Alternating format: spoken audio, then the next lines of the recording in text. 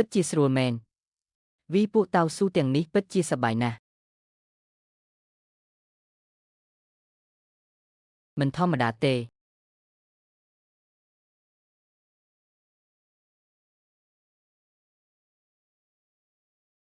បំផ្លាញរបស់ទ្រព្យមែន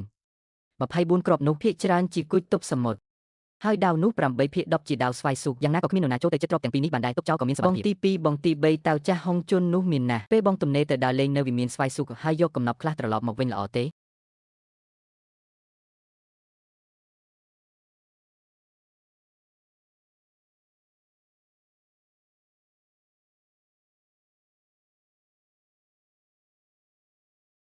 អូនោះជាគុជរន្ទះក្នុងចំណោមគុជធាតុទាំង4ព្រះអើយតែតាដឹងចំវលេឃ្លោក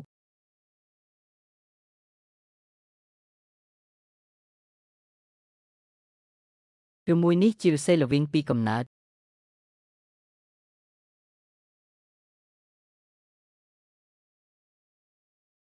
អូគឺជារបស់ទិព្វពីកំណើតពីរទៀតហើយ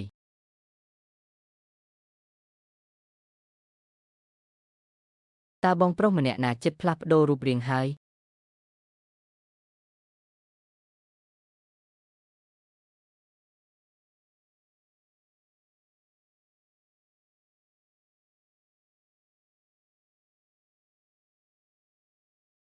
3អ្នកផ្លាស់ប្ដូររូបរាងព្រមគ្នាតែម្ដង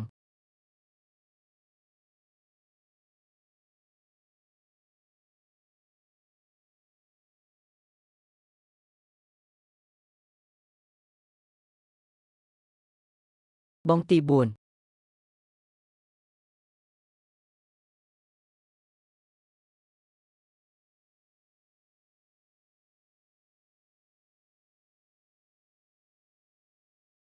បងទី5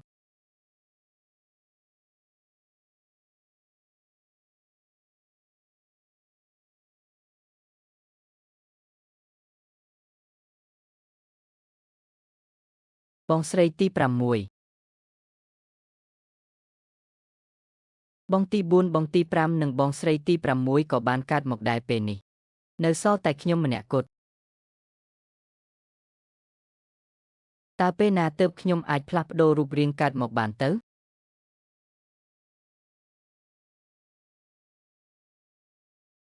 ហេហេ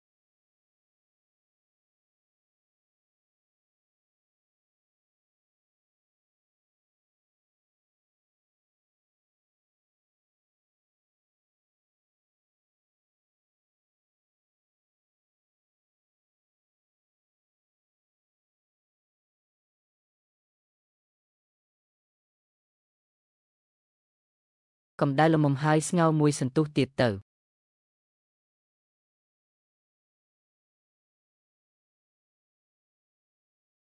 ចំ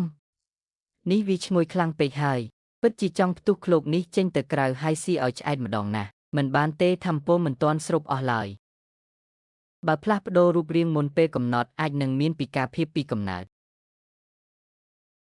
ទ្រាំបន្តិចទៀតទៅមិនត្រូវឲ្យមានផលប៉ះពាល់ឡើយប្រញាប់ដាក់វាចូលវិញទៅបន្ថែមអស់ឲ្យពេញនរណាហ៊ានបោះរបស់ចោលផ្ដេសផ្ដាសខ្ញុំនឹងបោះអ្នកនោះចូលទន្លេមិនខាន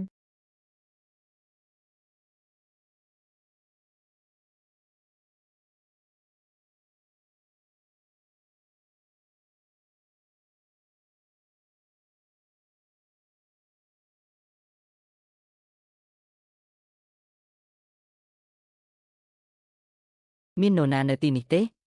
ពួកយើងជាសានឈៀងពូជពងពិតរបស់ផានគូបានធ្វើដំណើរឆ្លងកាត់ទីនេះ